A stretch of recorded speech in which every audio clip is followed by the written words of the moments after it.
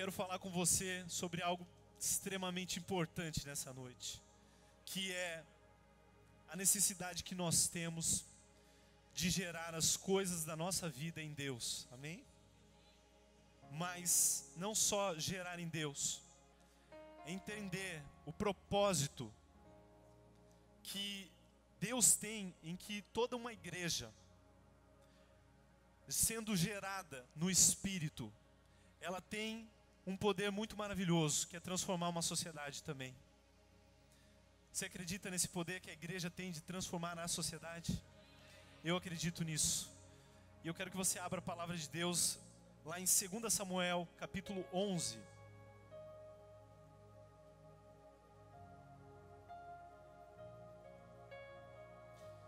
Segunda Samuel, capítulo 11, versículo 1.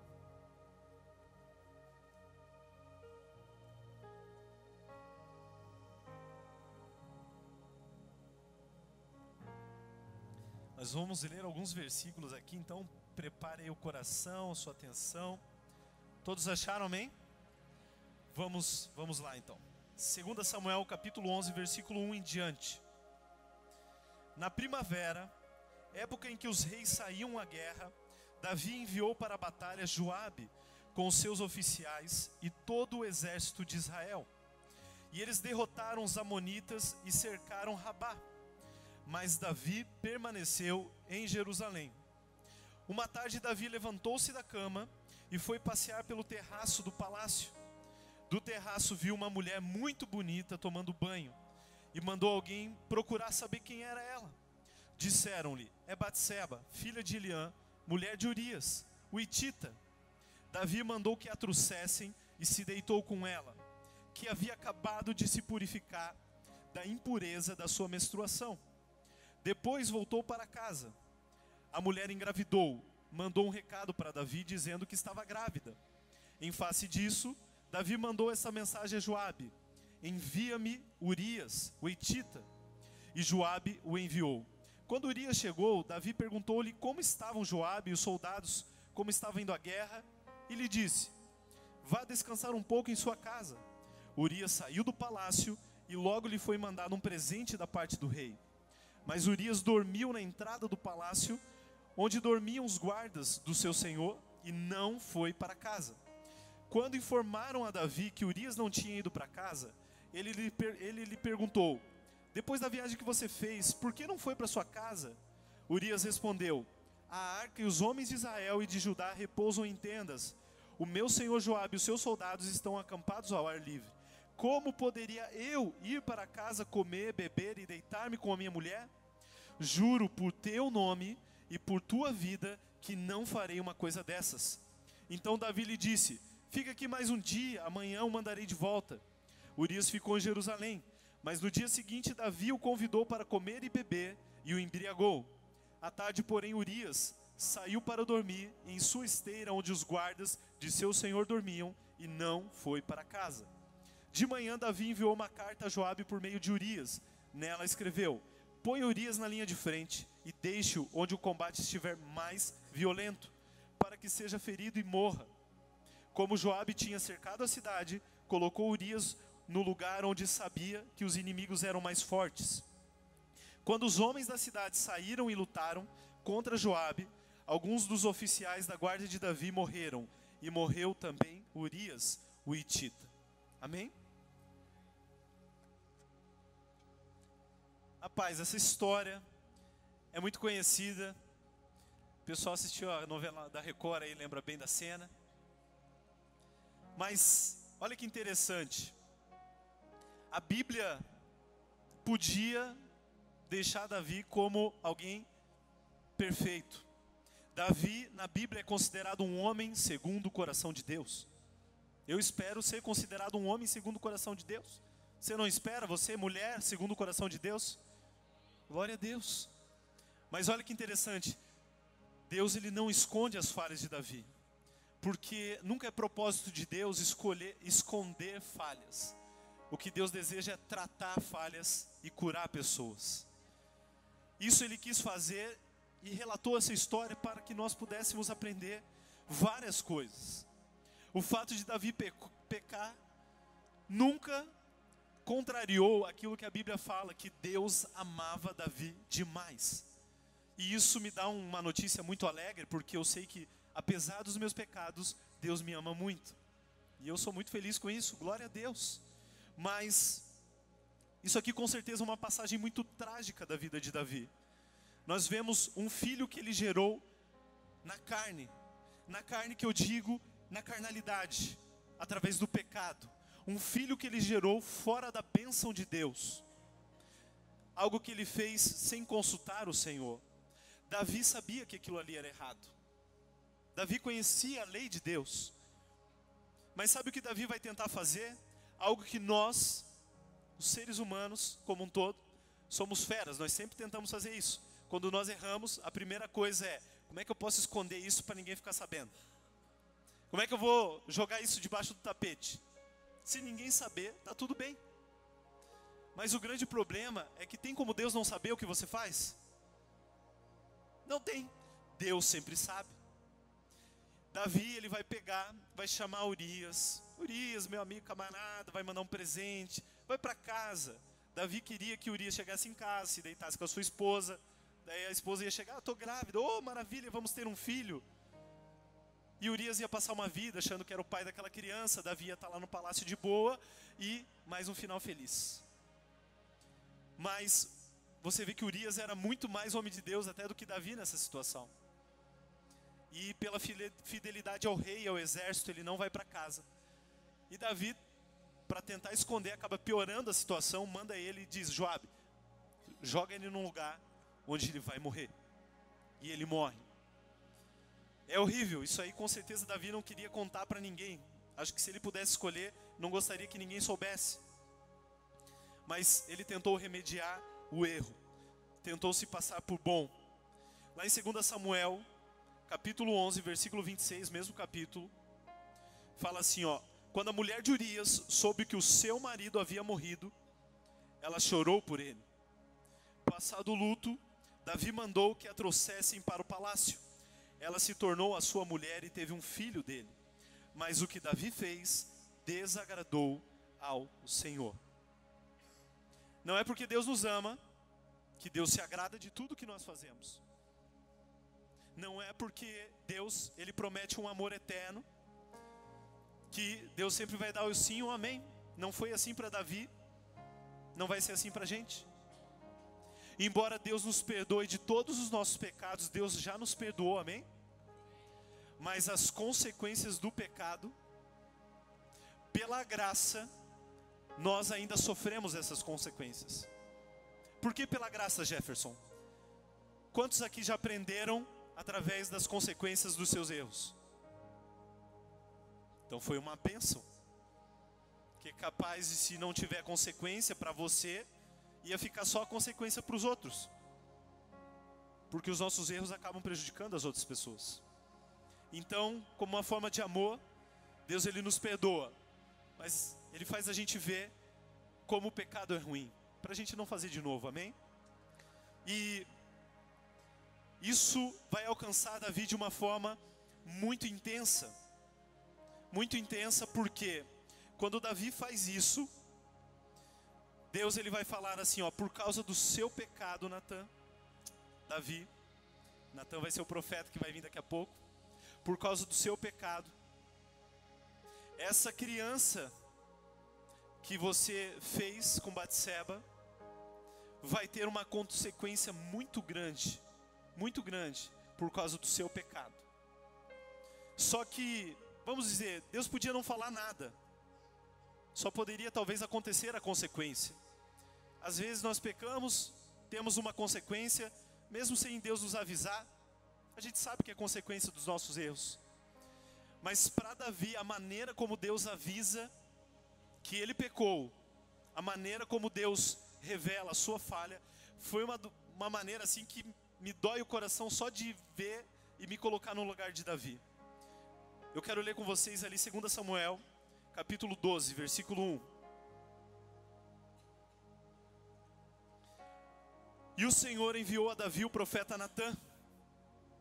Ao chegar a ele, disse a Davi: 2 homens viviam numa cidade.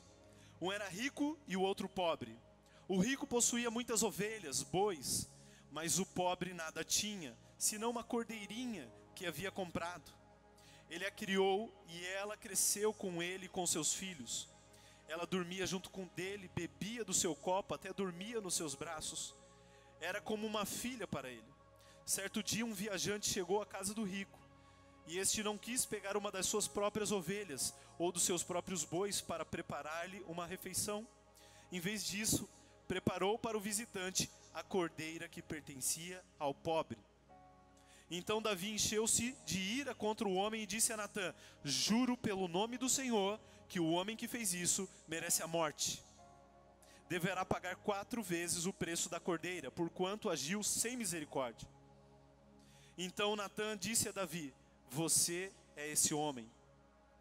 Assim diz o Senhor, o Deus de Israel: eu ungi rei de Israel, o livrei das mãos de Saul, dei-lhe a casa e as mulheres do seu senhor, dei-lhe a nação de Israel e Judá. E se tudo isso não fosse suficiente, eu teria lhe dado mais ainda. Por que você desprezou a palavra do Senhor, fazendo o que ele reprova?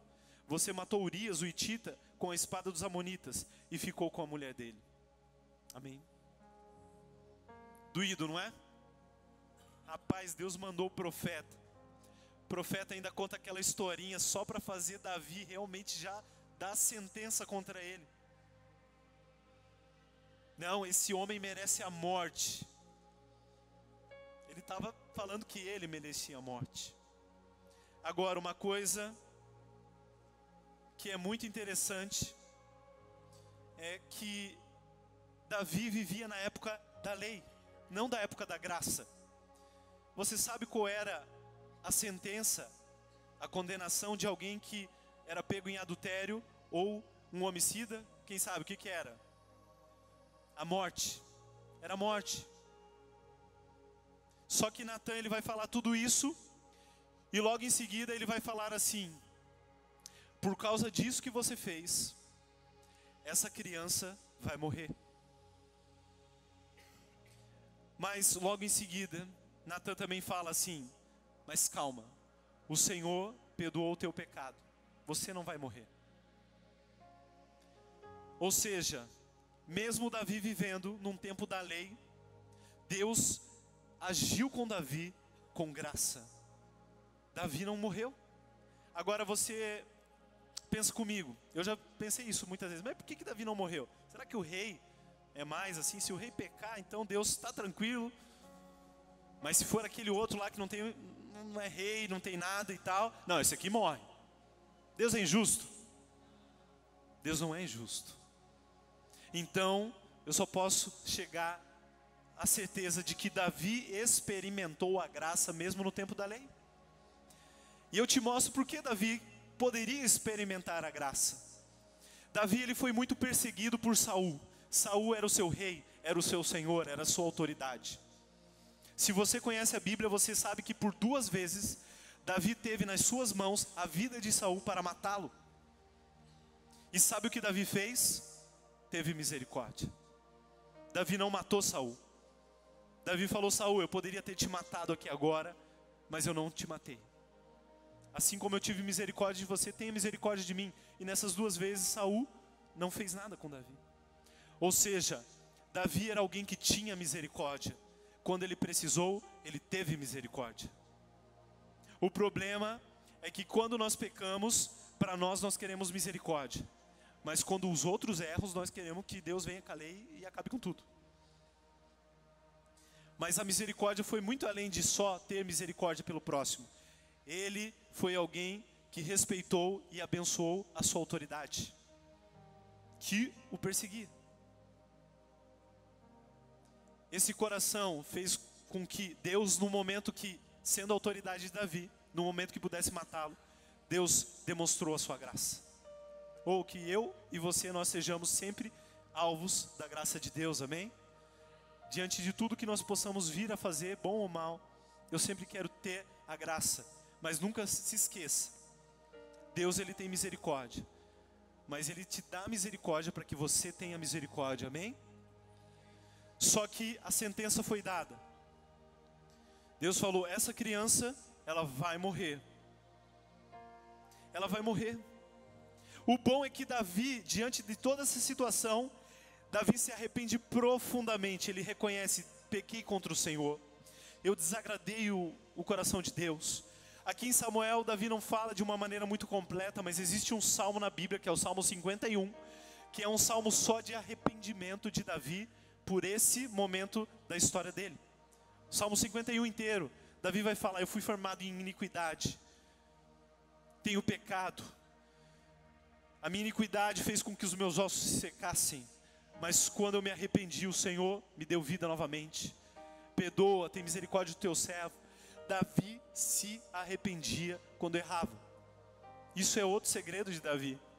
Porque tem gente que fica batendo, não dá certo nada, mas não se arrepende também, é complicado. Só que, o que acontece? Mesmo com a misericórdia, mesmo com a graça, a consequência foi brutal.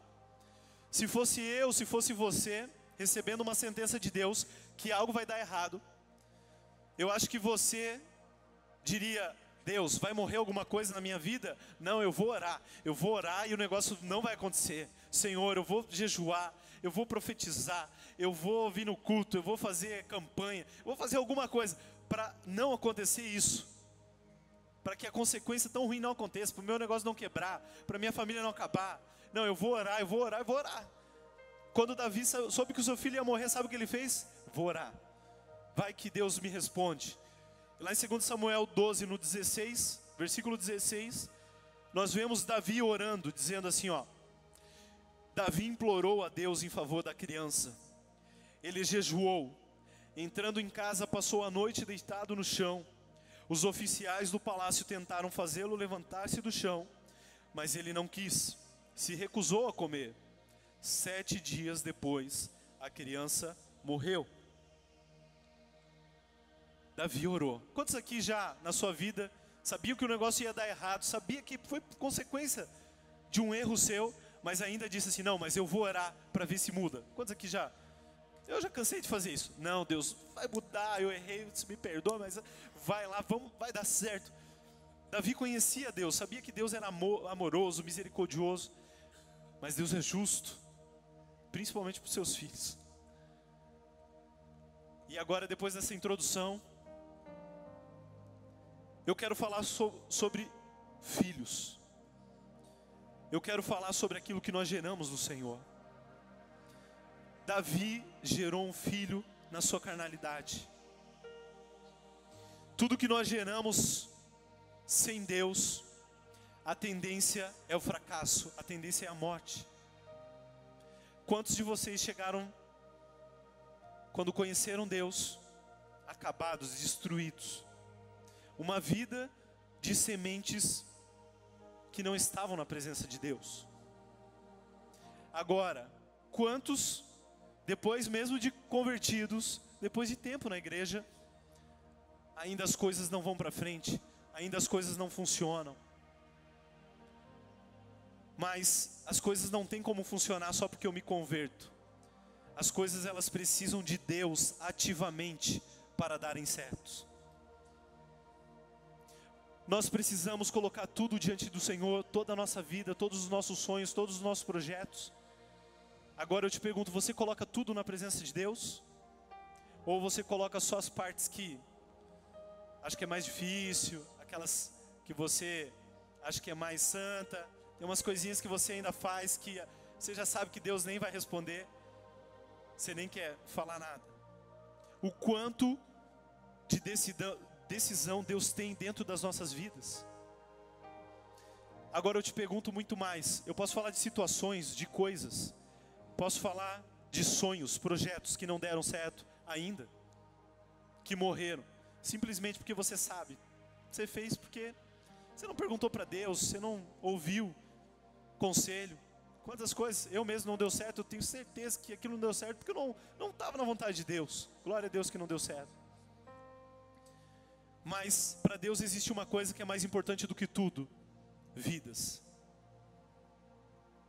Filhos que são gerados na força do braço morrem.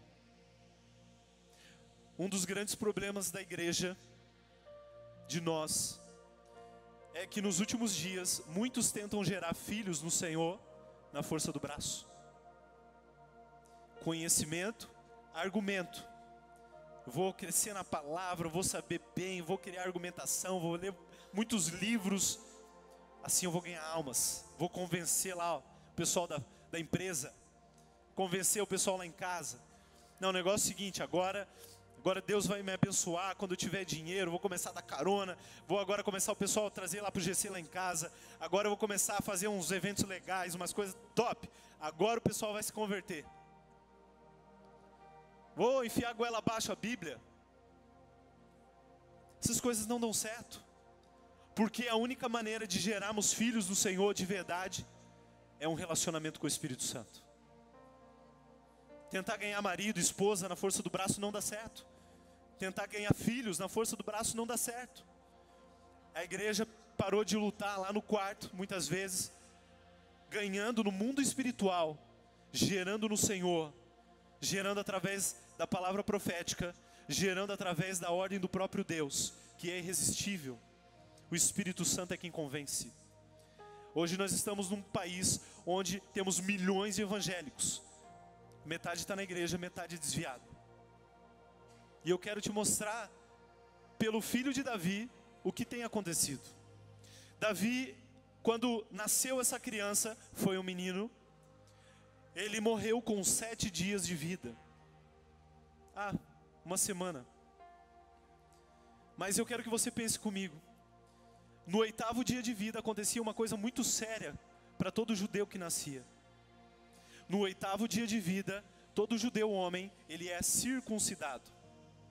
E a circuncisão, ela significa o quê? Que a pessoa entrou em aliança com Deus. No 8º dia, a criança entraria em aliança com Deus. Mas no 8º dia, acontece outra coisa muito interessante também. Quando é feita a circuncisão, o pai declara o nome da criança. E para os judeus o nome não é algo por acaso, não é só bonitinho. O nome revela o propósito, o destino daquela pessoa. Sabe o que acontece? Quando nós geramos na força do braço, quando nós tentamos fazer do nosso jeito, isso serve para todas as coisas na nossa vida e principalmente para pessoas. Essas pessoas, elas morrem sem entrar numa aliança com Deus. E isso significa sem ter um encontro verdadeiro com Jesus. Entrar na igreja não muda a vida de ninguém. Agora, ter um encontro real com Deus, isso transforma qualquer vida para sempre. Segundo, aquela criança morreu antes de ter um nome. Muitos morrem antes mesmo de ter um destino, de ter um chamado. Muitas pessoas chegaram a Deus e morreram antes mesmo de saber para que elas nasceram, qual o propósito de Deus para a vida delas. Estão lá fora hoje no mundo, sem saber para onde ir. Quantos projetos, sonhos e propósitos dentro das nossas vidas morrem sem nós termos experimentado, sem nós termos vivido para onde iria e sem esses projetos fazerem parte do projeto de Deus para nós. Por quê? Força do braço. Força do braço. Simples. Mas quero que você pense comigo. Isso que aconteceu com ele gerou uma profunda reflexão que o levou a um arrependimento. Mas o seu arrependimento veio porque Natã o confrontou. Natã, pessoal, eu acho que ele deve ter ficado até com medo. Será que eu vou lá mesmo, falo com ele, dou essa palavra, capaz de eu morrer com essa palavra. Mas olha que interessante. Mesmo Natã o confrontando, Davi não se fechou ao confronto. Davi aceitou o confronto. Sabe o que veio depois do confronto? A graça. Porque quando Davi aceita a verdade, ele aceita também a graça sobre a sua vida. A palavra de Deus fala lá em João capítulo 1, versículo 14. Vou ler para vocês, não precisa abrir. O verbo se fez carne, habitou entre nós, vimos a sua glória como a glória do unigênito do Pai, cheio de graça e verdade. O problema é que se Natã vem E no confronto que revelaria quem Davi era, se Davi se fecha para a verdade, ele não alcançaria a graça de dizer: teu pecado foi perdoado, fique tranquilo, Deus te ama. Muitas vezes Deus envia Natãs na nossa vida, pessoas que nos conhecem de verdade e chegam para nos confrontar e para falar a verdade. São aquelas pessoas que não veem você só sorrindo no Instagram, aquelas pessoas que conhecem quem você é de verdade. Sabe, aquela pessoa que nem você acredita que consegue se transformar. Rapaz, esposo, marido, é fera nisso. Líder de GC. Pense comigo. Quantas vezes, quando vem o confronto revelando a verdade, a pessoa se fecha e não recebe a graça. Porque depois de ouvir toda a verdade, se ela abrir o coração, sabe o que Deus vai nos falar sempre, em todas as ocasiões? Filho, você errou, mas eu te amo, eu quero o seu melhor, a sua vida vai ser abençoada, eu vou abrir as portas, esses projetos vão dar certo, as coisas vão mudar, a sua família vai mudar, tudo vai mudar. Por quê? Porque você está ouvindo a verdade. Mas eu quero te perguntar, quem é Natã na sua vida? Quem é o Natã e a Natã na sua vida? Como você se posiciona com aquele que te fala a verdade que você é, do que você fez? E marido que quando a esposa vem lá, você não devia ter feito isso, nem vem pro meu lado, não fala nada, fica quieta. Esposa fez lá, marido vai lá, aconselha, não fala nada, não quer saber. Discipulador vai lá, às vezes um colega de trabalho, às vezes o patrão. A pessoa não quer saber, sempre certa, sempre dona da razão, bloqueando a graça de Deus na sua vida. Davi não fez isso. Depois do confronto pela graça, pela verdade veio a graça. Muitas vezes não alcançamos a graça porque não suportamos a verdade. Agora, muitas coisas nas nossas vidas não vão para frente simplesmente por isso. Porque nós matamos Natã, qualquer Natã. Matamos qualquer oportunidade que Deus tem de nos mudar. Só porque eu aceito Jesus, a minha vida com certeza começa a mudar. Mas o meu caráter muda do dia para a noite? Não. Nós precisamos, como igreja, começar a ouvir as pessoas que são usadas por Deus para revelar como nós podemos nos parecer mais com Jesus. Rapaz, agora eu quero que você entenda uma coisa. Davi, ele se arrependeu. Se arrependeu e algo muito maravilhoso vai acontecer na vida dele. Porque lá em 2 Samuel, capítulo 12, versículo 24, vai falar assim: depois Davi consolou a sua mulher Batseba, deitou-se com ela, e ela teve um menino, a quem Davi deu o nome de Salomão. E o Senhor o amou, e por isso enviou o profeta Natã para dizer a Davi que o menino deveria chamar-se Jedidias. Olha que legal. Davi agora quebrantado, Davi arrependido, Davi que voltou a ser aquele homem segundo o coração de Deus. Sempre foi amado, mas agora estava alinhado com o propósito de Deus. Ele vai lá e com a mesma Batseba, que agora é sua esposa, ele gera um filho debaixo da bênção de Deus. E chama esse filho de Salomão. Sabe o que significa Salomão? Salomão significa paz. Porque para Davi, aquele filho significava: Deus, agora eu estou de bem contigo, agora nós estamos em paz.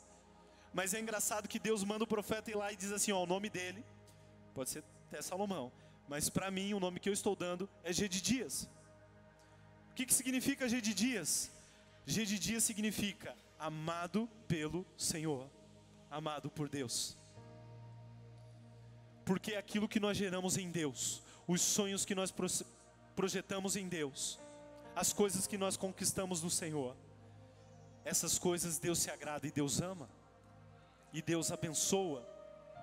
E as pessoas que nós verdadeiramente geramos no Senhor, elas, não é que Deus não as ama, mas elas conseguem sentir e receber todo esse amor.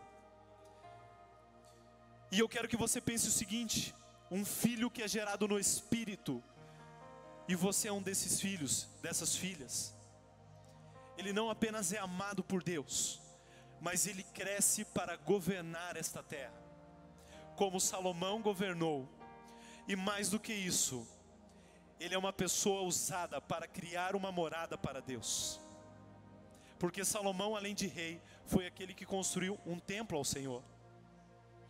Agora, eu e você somos chamados para gerar muitas vidas em Deus, pessoas que vão governar a sua vida e este mundo, porque eu creio, a igreja tem o poder de transformar a sociedade. Mas não somente isso, os filhos que você gera, eles serão a morada de Deus, e gerarão outras moradas de Deus também, porque hoje nós somos o templo do Espírito, amém? Eu creio nisso. Deus ama aquilo que nós geramos com Ele. Os frutos gerados no Espírito recebem destino, entram em aliança com Deus. João 3,6 fala que o que nasce da carne é carne, mas o que nasce do Espírito é Espírito. Agora eu te pergunto, o que na sua vida está sendo gerado na carne ainda? O que na sua vida você ainda precisa trabalhar para colocar nos trilhos de Deus? Quais as pessoas que você tentou, investiu, mas faltou o principal, o Espírito Santo de Deus, a sua dependência do Espírito? Quais as áreas da sua vida que você ainda tem deixado para lá, para tratar? Você está colocando debaixo do tapete, mas não está expondo para que Deus transforme e te cure? Deus não gosta de expor ninguém para envergonhar. Deus, Ele nos convida a nos expormos a Ele para nos tratar. Eu creio que hoje é uma noite onde você veio aqui não foi por acaso. Eu tenho certeza que Deus está te dando um sinal, está te dando um alerta, dizendo: filho, vamos começar a viver os meus sonhos. As coisas vão começar a dar certo. Vamos começar a fazer pelo meu Espírito. Você nunca mais vai ser a mesma pessoa. Vamos gerar filhos em mim. Vamos ter outro tipo de abordagem. Eu tenho certeza, vai faltar espaço no seu GC. Vai faltar tempo na sua agenda. Vai faltar planilha de discipulado, apostila de discipulado. Eu tenho certeza, vai faltar tempo de tanto testemunho que você vai receber no WhatsApp, nas pessoas dizendo: você orou, eu fui curado. Você orou, eu fui liberto. Porque se nós nos posicionamos, o céu começa a fluir dentro de nós. Amém?